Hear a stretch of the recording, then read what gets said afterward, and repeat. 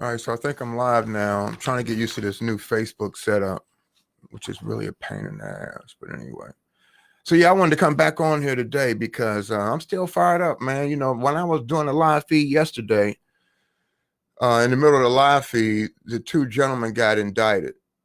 Gentlemen, the two murderers got indicted for killing Mr. Arbery, right? And so, again, you still got to keep your eye on the ball. But even after they didn't get indicted; they got charged with the murder.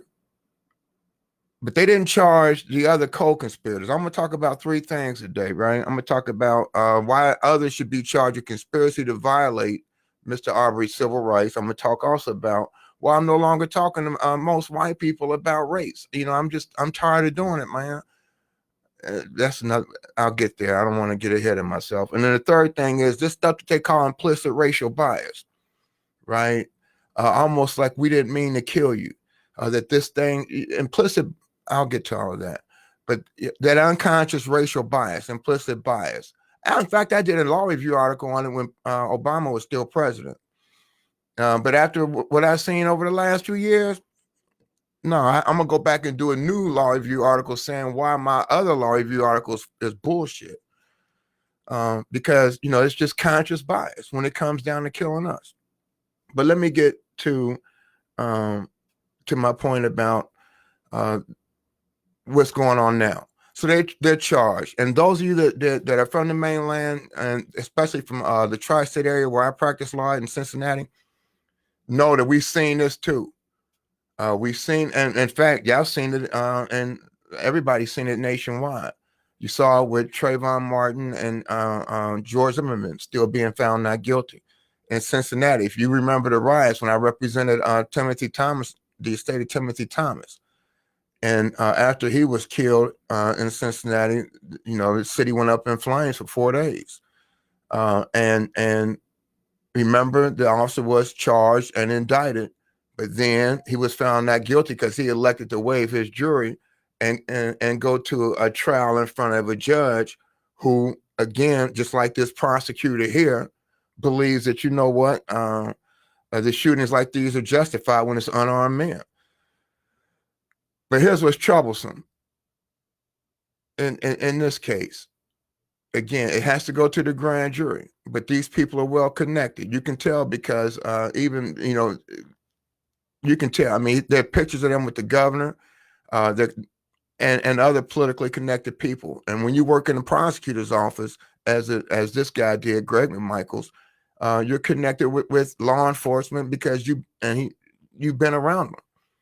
So still keep your eye on the ball on that. They may get indicted by the grand jury. Let's say they're charged with murder. Then you go to the grand jury, and the grand jury may come back either with a no bill, or they could come back with a lesser offense, right? Like manslaughter or negligent homicide or something like that. That just was all one big accident, which it wasn't. And then look to see if they waive their right to a jury and go in front of a judge. Right? If you got a judge down there that's a good old boy, and the defendant can say, I don't want a jury trial, I want to go in front of a judge, and this judge is a good old boy. Y'all seen that happen in Cincinnati. And so I'm all out of F's to give. I don't want to curse, but I'm all out of F's to give. I'm telling y'all now. And so this may get a little bit heated, but I mean, this happens over and over and over again. And then all of a sudden there's a killing, and people want to have town hall meetings on race relations. They want to have all this, can we get to understand you? You don't really need to understand me. Don't kill me. See, there ain't too much to understand about that. So look here, man. The Me Too movement.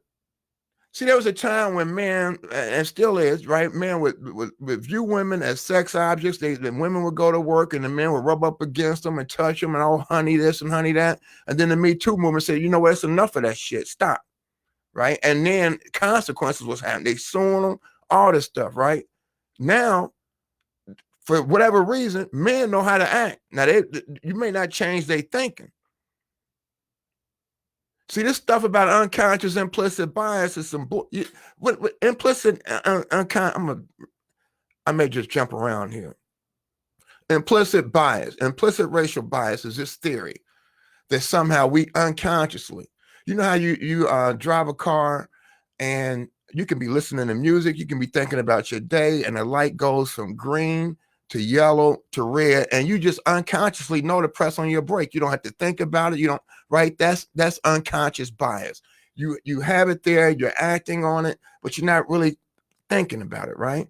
And so this implicit unconscious bias stuff started coming out when at least when it comes to racial bias and shootings, started coming out with these studies where you go to a target range, and they started doing studies. They would have a target, like a white male target pop up and a black male target, and then people were quicker to shoot the black male.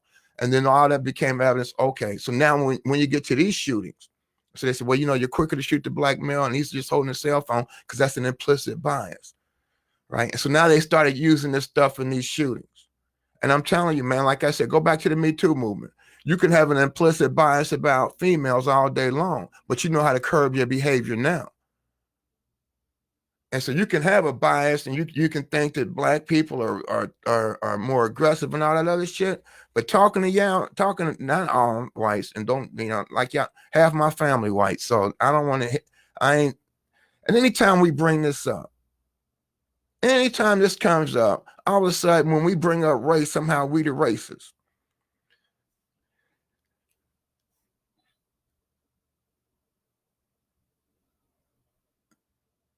I'm trying to mark my words here, but you know what? Like I said, I'm all out of extra gear. Let me tell y'all something.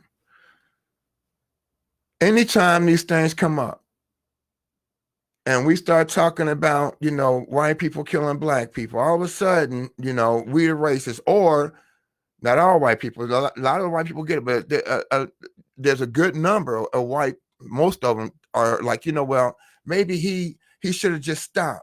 Right? You're trying to have a conversation about, they killing us, right? Well, maybe and you hear it all the time.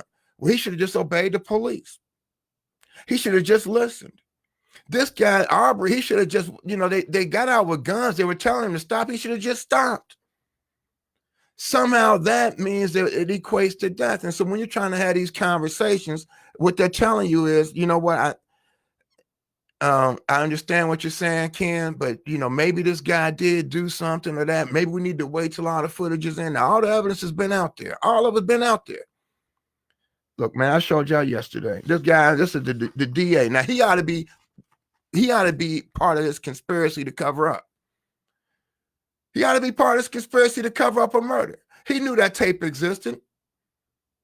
Right? And he made a decision not to charge. He didn't take it to a grand jury. He made a decision right then. Remember, this happened 2 months ago. Most of y'all think that this just happened 3 days ago during the shutdown and the shut-in and all that. No, this happened in February. We just now hearing about it because the tape was leaked out, and now the spotlight's on him. And had the tape not been leaked out, we still would be sitting here talking about something else. But it wouldn't be about these two murdering this young man. And so anyway, this guy didn't take any evidence. He knew what he was saying here about the law is just completely, flatly wrong. So what was he trying to do?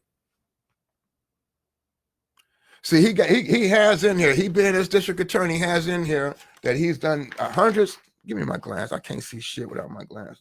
He's done. I worked as a criminal prosecutor for some 36 years, as assistant district attorney in Waycross and Brunswick for 20 years, and served as a DA of that county for the last 5. And I've been involved in over 100 murder cases, and I helped out other prosecutors in 100 more. He's trying to say, I know what I'm talking about. And so I'm going to make a decision. I'm not going to put this in front, not to charge this man. So the question is, okay, now with all that experience, can you please tell us why it is you didn't charge when they sat there and admitted to you that they had no probable cause, no reasonable suspicion, no objective facts to believe that Mr. Arbery was engaged in any criminal activity when y'all killed him? Right? He need to be charged because it's more like didn't and let me prosecute. Hey, didn't this man used to work for you? DA, what's his name? DA Barnhill. How long you known him? And you knew at the time he was making this decision that the victim was black? You knew there was a tape? How many of these murder cases you say you tried that you didn't go to a grand jury and get an indictment first before you made a decision not to charge somebody? Hey, man, but I'm getting off my track. Let's get back. So again, so when these things happen, and everybody want to have these kumbaya meetings. Let's sit down. Let's talk about race in here. And what else is there to talk about? Stop killing us for no reason. I mean, what do we need to talk about, man? What is it about us you need to understand? What is so hard for you to understand when you see somebody that's black, right? We just had a trial in Dallas, man, in his own home, cop come in and kill him, right? And then claim she acted in self-defense. These guys gonna say they acted in self-defense. George Zimmerman said he acted in self-defense. Oh, y'all know in Cincinnati, in that Ray Tenzin, that University of Cincinnati police officer that shot Brother Walt, he's claiming he was acting. You know what I mean? This is crazy. And so, we don't need no town hall meeting. I don't need no, let's sit down and talk about this shit. I don't care what you think of me. What I care about is how you act towards me. See, what you think of me ain't none of my business. I couldn't care less what you think about me. It's how you treat me that we got a problem with. And so, like I said, go back and look at the Me Too when y'all want to talk about this implicit unconscious bias and how men for years treated women like, right? And still think that same way. But now, when there's consequences to pay, men know how to curb their behavior. Now, they may be thinking the same thing.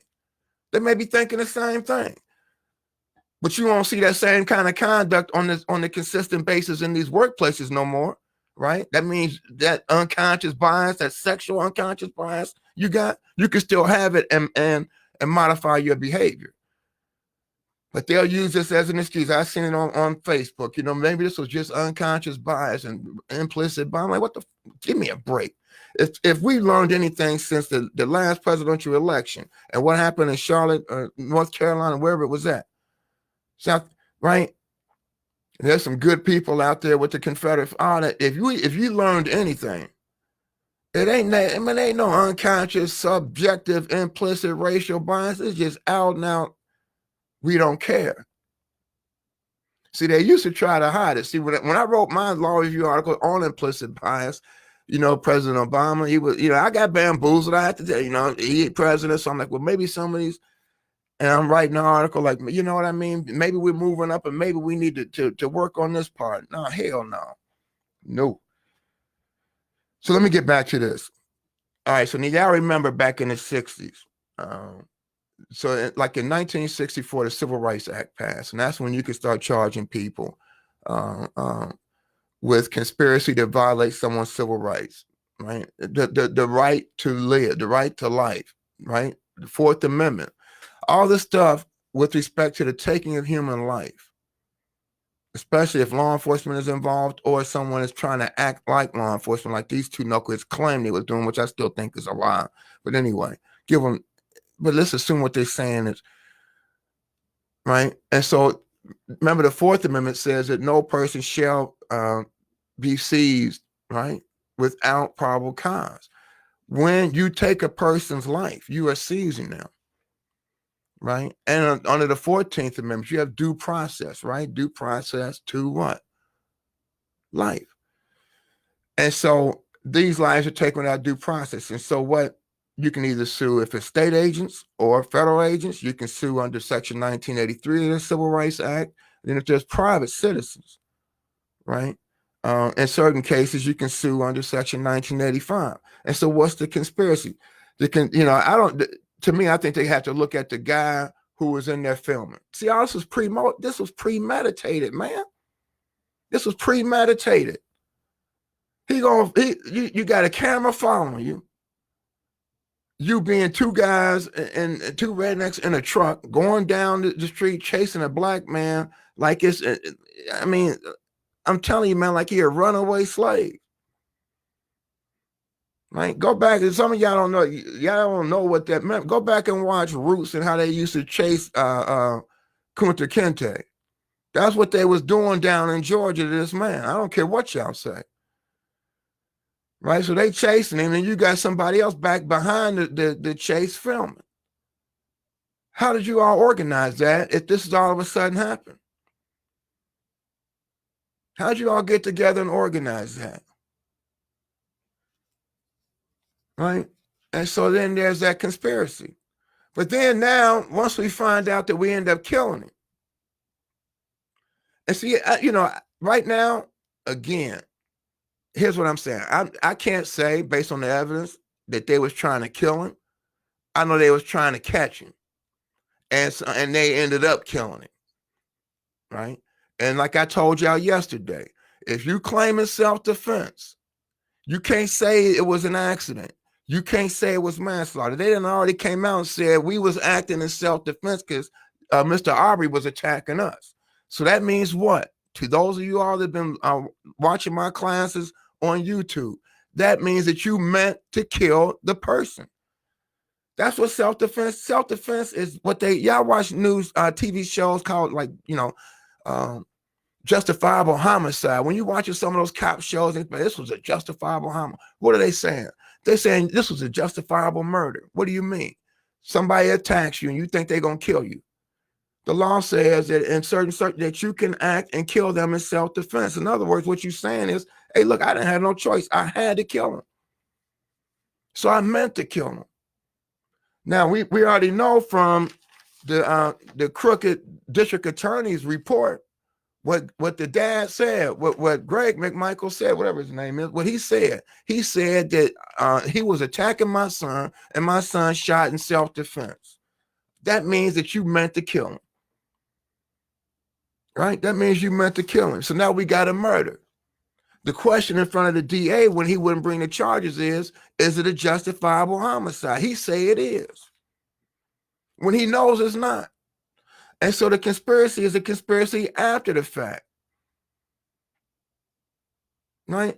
They are accessories after the fact to cover up the evidence of a homicide.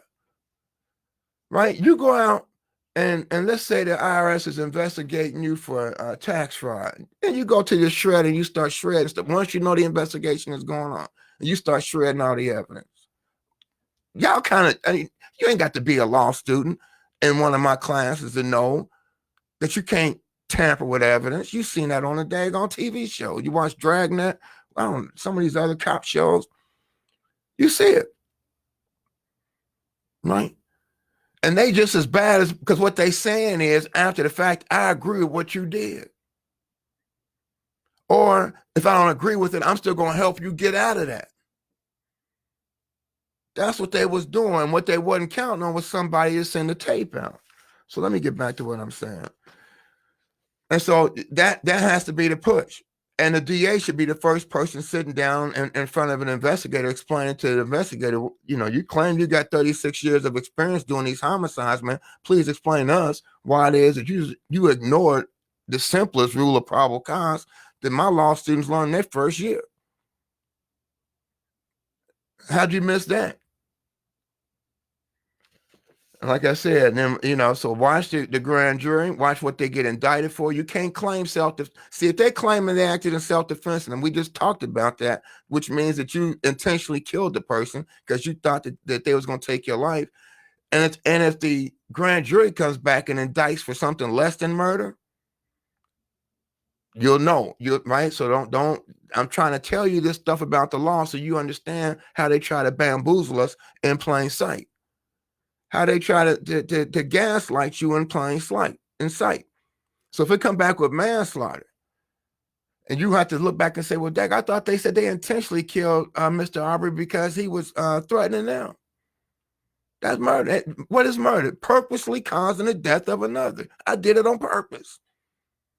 But the law says if I'm truly using self-defense, I have a legal right to do it. Anyway, I gotta get some water. So look out for that. Now, once let's say the indictment does come back for murder, and this is just based on my experience, and y'all, a lot of y'all know the routine. Then it get rolled to your old Judge Friendly. Old Judge Friendly get the case. Y'all seen Judge Friendly down south, right? He got the suspenders on, that little straw hat they wear, and he got one of them long, what kind of weeds they call that, coming out of his mouth. and he talked with that old Southern drawl. It's a whole bunch of, I had cases in Georgia. I practiced all over the United States. I had cases. It's an old Southern drawl. And the old judge, he'll sit here, rock back. What you got to say about that, counselor? You want a jury trial? And he give that prosecutor that nod when it comes, or give him that look, and right, like it's over, right? And sometimes the prosecutor in on it, right? Because don't nobody want to take any blame for it, right? So they don't prosecute them as hard. You got to watch out for all this stuff. Y'all don't believe me? Go back and look at Trayvon Martin's trial. Look at what that prosecutor did. And let me explain to you. When George Zimmerman first got arrested, and they took him down he didn't even get arrested. Remember, they took him down to the police station right after he killed that young boy, Trayvon Martin. And he claimed he acted in self-defense, and they taped him. And he said, yeah, he was coming at me. I'm just following him around because I suspected him of robbing a store and all that, burglar. Same stuff we got here, right? And then when I'm trying to, he jumped on me, and he was trying to get my gun, and he was beating me. I got a bruise right here. This is what George Zimmerman was telling the police, right? And so it was either me or him. He was going to take my gun, so I killed him in self-defense. So they taped George Zimmerman saying this, and then they let him go. They said the same thing. Then everybody caught wind of it, sort of like here, and now they had to charge him. So now he gets charged, right? Now here's how the prosecutor threw that case intentionally. The prosecutor didn't have to put, if Zimmerman is arguing self-defense, then he has to take the stand at his trial and tell the jury why it is that he believed he was acting in self-defense, right? Now, he doesn't have to take the stand if the prosecutor puts the tape of his statement in evidence. And so what happened was the prosecutor said, we want to play for you, ladies and gentlemen of the jury, what George Zimmerman said right when he got pulled into the police station right after it happened. Now, the prosecutor knew that everything that Zimmerman said was, he's crying, I'm in self-defense. Why would you let that come into evidence? Every prosecutor would keep that out because it's a self-serving statement. And if I put that in the evidence as a prosecutor, that means the defendant doesn't have to take the stand, so I can't cross-examine him. So when Zimmerman is down in the police station giving this story by some two sympathetic police officers who are taping him, he's not being cross-examined. He's down there crying, showing his eye, and saying, I couldn't help it and all that. That's what the jury heard. Why? Because the prosecutor put that tape in the evidence. Why? Because it made Zimmerman didn't have to take the stand. What his lawyer got up and argued was, my client didn't have to take. You heard from my client. Ladies and gentlemen of the jury, you heard from my client. When they put the tape in, you heard what he said right after it happened. That's when he's probably most likely to tell the truth. That was the argument. And they threw that case. If I think that you killed Trayvon and I'm the prosecutor, I'm not putting your tape in the evidence where I want you on the stand. See, I'm going to smoke your ass on the stand, so ain't no tape coming in the evidence. You got to get up there and tell this jury why it is you acted in self-defense. And once you tell them your side, it's my turn to cross-examine you. And so what I'm trying to tell y'all is, look, man, it's a whole bunch of stuff that goes on in these cases that the public, if you haven't had experience doing this, you may not see it coming. And you're being bamboozled and gaslighted in plain daylight. Right? So watch what happens. See, back in those cases like old Stephen Roach. Remember, Roach killed Timothy Thomas. I'm talking to people in Cincinnati. Y'all know exactly, right? This is the case that led to the riots in Cincinnati in 2001, which they try to blame on me in part. But I represent the families. But so here's what Roach said. Roach said that night, when the supervisor got to the scene, he said, "What happened?" And Roach says to man, you know what? I'm running down. I had my gun out, and when I saw him, it accidentally went off. So then he tell the truth. Then he meet up with his police, the lawyers from the police union. Then the story changed to he went down in his pants, and I thought he had something. And Timothy was only wanted for some misdemeanor traffic violations, right? So right. Then he goes to trial and waives a jury. So he gets indicted because, I mean, right? So everybody's happy. Oh, he's been indicted. Then he goes to trial in front of a judge, waives his right to a jury. And the judge, want to go over his, hey, look, he ain't worried about being reelected because the judges on there are elected and everybody in there, and at that time was Republican, white. So the judge, like, I don't give a shit what y'all say, black community, not guilty for Roach. And then y'all can do about it because I'm still going to get elected. Y'all better watch what goes on. I'm telling you, man, you go down there and watch some of these old judges. Hey, I practice in front of them. They down south too. They rock back up in there, and all kind of signals is being sent. And a lot of times the public don't know. Counsel for the defense, counsel for the prosecution. Didn't this guy used to work in one of your prosecutor's office? They back in chambers. Didn't this guy used to work in your prosecutor? Yeah, Judge, he was an investigator for us. Him and his son. Good people, Judge. Good people. Family been here for years. You know that. You remember that grandpa? Yeah. What are we gonna do? And then it's in the game. Now, I see some of y'all gonna be sitting there thinking that Professor Lawson talking shit. Hey, look, I done been there, I done seen it. And I ain't, and like I said, now let me get back because I gotta get off of here. All right, so I said three things. We talked about the civil rights, and I have to talk a little bit about why it is that I have good, like I said, half my family is white. I'm half Italian. Y'all know that. And so I'm not talking about all white people, but there are some out there who for the life of me, can you explain to me why he just didn't stop? And you're sitting there, you know what I mean? And they come off like, well, I'm just asking you a question. So you're coming at this conversation from two different standpoints. I'm coming at it from an emotional, here's my experience standpoint, and you coming at it from, I don't want to talk about race.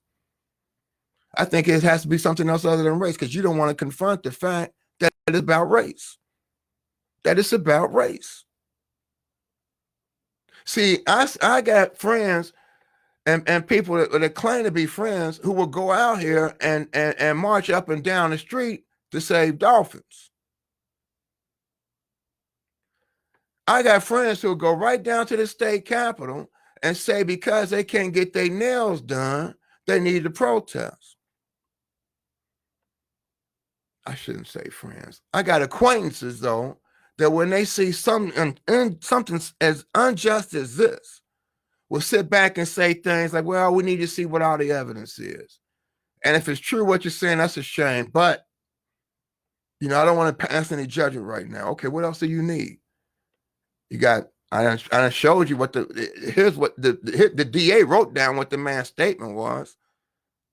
And I can show you that's a lie. You don't need to be a law student for me to teach you this. You got the 911 tape. It came back. There was no string of burglaries in the neighborhood. None. Right? You got the cover up and you got the videotape. Right? The same thing. They say, and I had someone say, well, yeah, I know that President Trump has done some racist things to brown people and people of color, but I like his economic policies. And then see, when you say something about it, now all of a sudden, are you a race hater? You a problem. When you start speaking up like this, Ken, you ain't like the rest of them. And I done told you I'm all out of fucks to give. I'm all out. You see, let me tell you this. See, I got angry at this lawyer named George White. Y'all go back on my Facebook page, right? Our kooky ass, our mayor here, I'm gonna use this as an example of how I untold y'all some of that. Let me explain this. So, since I teach, I'm an essential worker. I come in here early every day, right? And when the pandemic started, I started coming in real early. Right? I had been doing it but I had been always coming in early, at least 4 o'clock every morning. So then I come in one day and it was during a curfew, and I'm still allowed to come to work, so I'm not violating no law. Go back and look at my Facebook page. Here's what this white lawyer did. And then he gonna post on there that don't follow Professor Lawson's lead because there's no reason why he should be out. And I mean, I can't remember exactly really what he was saying. Is what you doing out? Go home. Like you gonna tell me? See, and when I hear that, here we get back into why I ain't trying to have no conversation with some of y'all. See, what I hear is you trying to say get in your place. That's what y'all was trying to say about Mr. Arbery. Hey, you're supposed to submit. When a white man tell you to submit, you're supposed to submit. And see, when that attorney George White was trying to say that, and I ain't violated no law, Mr. Arbery, I'm not comparing myself to getting killed like Mr. Arbery, but he ain't violated no law either. And all of a sudden, we wrong because you tell us that we supposed to obey you, and that's what I'm hearing. And see, I got a white friend. Oh, Ken, man, you shouldn't feel like that. And how you gonna tell me how I'm supposed to feel? How you gonna tell me you lack the experience to know what I done been through to tell me how I'm supposed to feel as a black man when a white man trying to tell me that I need to go home? And then what are you so angry about? Because I done told you, man. Look, we've been dealing with this stuff. I know a lot of people in Hawaii. I've been here for 12 years, and so we've been dealing with this stuff since I started practicing law. Y'all know I was taking cases like this in 1993 when they killed Daryl Price down there in Cincinnati. Hey, man. And it's always the same thing over and over and over again. So yeah, and so having these conversations, people, it happens, and then they want to have town hall meetings, and nothing ever happens, and then we back to same thing. And like I said, I don't care what you think of me. You can call me the N-word in your head. What I care is how you're gonna treat me. You ain't got to like me, but you're gonna respect me. And that's what I was trying to tell that white lawyer named George White who worked for Mayor Caldwell. You ain't gonna tell me what to do. And I ain't met a white man yet who I will submit to, not one, or a black man. I submit to one, that's God, that's it. And so I try to treat people the way they want to be treated. Hey man, when we was in prison, you treated each man, I don't care who he was, you treated every man with respect. It didn't matter where he came from, what his background was, you treat them with respect. If I see Native Hawaiians having their rights violated, I stand up with them. If I see people that are gay, lesbian, whatever, and they had their rights violated, I stand up with them. Right? I don't have to be Native Hawaiian to know that I'm supposed to help you when people are trying to treat you unjustly. I don't have to be gay to know that when somebody's trying to trample on your rights and I have a way that I can help you, that I'm going to help you. And like I said, if you can't, and I told y'all what the Dalai Lama, if you can't help, just don't hurt. But see, some of y'all don't come talking to me about how I should act as a black man when some white man is trying to tell me what I need to be doing and what I better be doing. So maybe when George White sees the video of Arbery, he'll understand why it is I'm telling him, man, I ain't the one. And that's what Mr. Arbery was trying to look. They hunted him down, and all of a sudden, go on social media, man. They got on Facebook, they raising money for these two murders. They down there, what they saying is they was trying to protect our neighborhood. We got to help them. We got to help them. They was out there trying to do good. It went wrong. They got out of hand, but they was trying to do good. That's their mentality. And when you get that old judge down there, some of these white judges in Cincinnati, y'all know who y'all is. Whenever that would happen, y'all sit there and y'all wait. Should I ruin these two guys' lives? This is what's going on in the judge's head by convicting them. over the life of this no good black man. That's what's going on. That's what's going on. And that's why you see, and they're going to do it to, if they can find any dirt on Mr. Arbery, they're going to start planting that shit all over the news. He had a marijuana ticket, whatever they come up with. Right? They're going to demonize him. And if I can get you to hate him, then we can get you to let these nice gentlemen go who's trying to protect our community. Right? Now, no matter what, what he did, you didn't know. See, the problem with that is the people that killed the, like when they try to do that with Trayvon Martin. The problem with that is George Zimmerman didn't know nothing about Trayvon's past. So how was that relevant when George pulled the trigger? No matter what, Mr. Arbery, and from what I know, he's a good guy, but it doesn't matter. They didn't know about his past when they pulled the trigger. So how is it relevant to whether or not they murdered him? It ain't. What it's relevant to is that same mentality. We're going to weigh the balance. These two guys are out there trying to protect our community from robbers and burglars. They made a mistake, but their intent was good. Should we send them to prison for the rest of their life over somebody that wouldn't obey a command? Nah, not guilty. Y'all saw it out here with the brother Colin Edwards down there at McDonald's. Native Hawaiian brother down at McDonald's in Waikiki at 2 or 3 o'clock in the morning. And then this, what the hell was it? Chris Dede. He was an agent, a federal agent over here for some international convention where President Obama and all them were going to be here, right? So he was some type of State Department agent who was here, right? He out drinking, he being the white agent, federal agent, out drinking with his gun in the bar with his gun. Then he want to walk into McDonald's drunk and under the influence of alcohol and then start some shit with a Native Hawaiian young man and then kill him. And I told y'all the prosecutor was in on that too. Hey, you know what? Let me get like I told y'all, man. Look, I'm announcing this right now. You want to get off my Facebook friend page? Get off of it. But I'm all out of. I'm not giving it. You know what? What you hear from me is going to come straight wrong. I mean, straight wrong. I sat up here one time, man.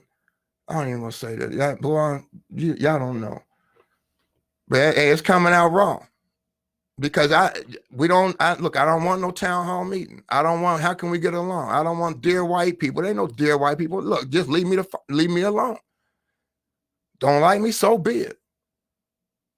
I don't have no problem with that. Like I said, I can't control your thinking, but what we can control is your behavior. So don't start using all this, well, he shot him because it was implicit racial bias. Now, you see a black person. And the fact that you fear us ain't got nothing to do with no implicit bias. That got something to do. If you when they killed the young, what was his name up there? The 12-year-old kid up in Cleveland. Was it Tamir Rice? For having a play gun. Come on, man. And you talk about that. Oh, Lawson, you keep bringing up that racial stuff. Why is it always got to be race with you people? That's why I don't talk to y'all no more. Man, fuck you. I ain't got nothing else to say to you on it. You don't want to hear me talk about race? Then unfriend me. Turn off the daggone whatever you're watching right now. I don't give a shit. Because again, just like, when you do this for so long and you see so many people of color, we represent the black man right now who was in the military. And do you know all the evidence that they had to convict him? The victim claimed that somebody tried to accost her in Waikiki. She could not identify who the person was. 2 hours later, police arrest the only black guy in the vicinity, like in the three block area. They arrest him 3 hours later. The taxi cab driver who saw the person being accosted came to court and said, I can't tell you that's him or not. The victim came to court and pointed at him and said, I can't tell you that's him or not. they still convicted him. Nobody identified. Y'all think I'm lying? Nobody identified this black man. Nobody. I had never seen a case like that before in my life. The whole theory was, well, she said it was a black person and you was in the area. Y'all think I'm joking? That man's still in prison. And we're trying to get him out. And so when you see this kind of stuff, and we got more Native Hawaiians in prison that are actually innocent. But nobody want to talk about that. Hey, man, like I said, I'm all out. So I'm giving y'all fair notice now. If I come on my live and we talking about this stuff, I'm bringing smoke. I'm bringing smoke. And I don't just be, if I tell y'all something about the legal process, I know what I'm talking about. If I don't know, I'm going to tell you I don't know. Say I don't know. But if you need to check my, go back and ask some people and say, man, we fought all these types of killings for years. And it's the same old thing. And so that's why ain't no sense in talking about it. Like I said, all this unconscious, you know what I mean? This other stuff, that's an excuse for you to get away with murder. That's the new get out of jail free card. I had implicit bias. This is some conscious bias. And they put an expert on the stand. Hey, man, y'all know what? That's some BS. In fact, you know, I'm so busy writing, but I'm going to write another law review article on why my first law review article was some bullshit. So I'm calling bullshit on me. All right, I got to get out of here. I have a meeting at 1:30. But yeah, man, so like I said, unfriend me now. Because I'm going to bring it. I'm going to bring it. Somebody saying that old lawyer George White this video. And the rest of y'all, I will always treat you with respect. And people, my students will tell you, I treat everybody with respect. I don't, you know, so don't treat, as long as you treat me with respect, you will not have to feel my wrath. But I will stand up for myself. And I will let you know I'm not the one. Back when I started practicing law, there was a lawyer that had a bald head. Some of y'all don't know this racist kind of stuff. I ain't gonna say his name because he still got family in Cincinnati. But he had a bald head. He was an older lawyer. And white lawyers would get on the elevator with him and rub his head for good luck. Because that's an old racist thing. If you rub a bald-headed black man's head, it'll give you good luck. And he sit there and he kind of had to laugh and eat that. And you know what, man? I'm telling you, I wish they would. And he saw me one day about to say something. And he begged me not to say nothing. He came up in a different era than me. I'm not him. And so all that kind of stuff, man, like I said, it continues, it goes on. And until all you got to do is we don't need to talk about it. Just say it's wrong.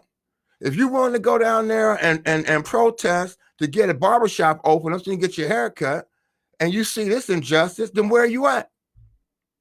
Where you at? You want to go down there and protest for cats and dogs and shit, like where you at when it comes to human life too? Where you at?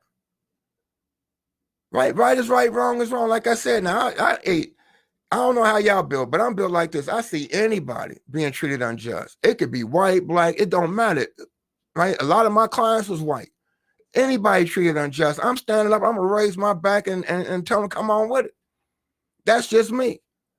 You don't have to be like that. But for the life of me, don't send me no messages or email me talking about you want to have a Zoom meeting to talk about what happened in Georgia and where we need to go from here. No. Like the Me Too movement said, I had to, respect them on this. Just stop. And if you don't, there has to be consequences. And the problem is, ain't none of y'all paying no consequences because most of them don't get charged. If they do, they found not guilty. Look, Chris Didi gone. He gone. Hey boy, I'm back to the McDonald's case. You can go down to McDonald's in Waikiki at 2 a.m. I used to work out down at the 24-hour fitness down there at 3 o'clock in the morning. Right? Every morning. That's no lie, because it wasn't crowded. And so you go down and was right near that McDonald's. You go down there at 3 o'clock in the morning, Waikiki, you're going to see some people down there tripping, but ain't nobody getting killed. And wasn't nobody getting killed until Diddy come here, right? White police officer talking, and somebody had told him, well, you know, natives don't like Hallies, which was all bullshit crap, right? So now he walking around like he John Wayne on an island he don't know nothing about, and then gonna walk into it and start something with a young man that ain't said nothing to him. But now that young man is dead, and Diddy back at home, free. Hey, all right. I told you I'm gone. I'm gone. All right. We'll see what happens this weekend. But y'all keep your eye on this stuff, man. Keep your eye on it. Watch this every step of the way. Every step of the way. Are they going to indict those that try to cover it up? Right? Why? Why not? Are they investigating the cover up? See, now they talking about, okay, we're going to investigate, we're going to charge these guys with murder. We're going to put the case together. What about the cover up? Somebody should be saying, well, damn, man, why didn't you charge him from Jump Street when you had the video? Right? That's where your investigation starts. Why not? You say DA say you've been doing this for 36 years. Why not? Well, you need to get you a lawyer, Mr. DA. Because you a suspect now. For what? For conspiracy to violate this man's civil rights. What do you mean? To cover up a crime.